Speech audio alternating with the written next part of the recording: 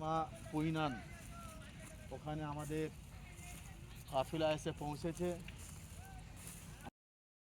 আমাদের আপনার প্রায় আছি 15 জন আমরা পৌঁছালাম। কোথায় যে শুরু কোথায় শেষ জানি না, কোথায় শেষ হয়েছে কোথায় শুরু হয়েছে। এই ময়দান এবং এই ইজতেমা ময়দান দেখে যদি আমরা হাসরের ময়দানের কথা মনে করি, অবশ্যই আমরা এখান থেকে কিছুটা হলেও শিক্ষা নিতে পারবো।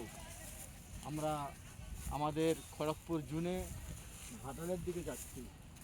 বিশাল জায়গা, আল্লাহর কুদরত, একে বলে আল্লাহর কুদরত, কুদরতে ইলাহি। ক্যামেরাটা দেখান একটু, কত বিশাল বড় একটা ময়দান দেখুন। এটা একদম শেষ লগ্নে এসে পৌঁছেছি আমরা। প্রথম থেকে আমাদের গাড়ি এসেছে প্রায় আপনার স্করপিও যে দেখতে পাচ্ছেন দাঁড়িয়ে রয়েছে, একটু স্করপিওটা দেখান।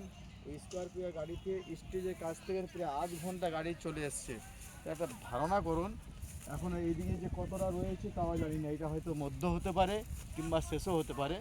এত দূর আমরা এসেছি আলহামদুলিল্লাহ। দেখুন মানুষেরা কীভাবে কাজ করে যাচ্ছে, এদিকে দেখুন মানুষেরা কাজ করছে, আর আশপাশে গ্রাম অনেক দেখতে পাচ্ছি। রাস্তাটা মনে হচ্ছে এক্ষুনি ঢালাই হয়েছে মনে হচ্ছে।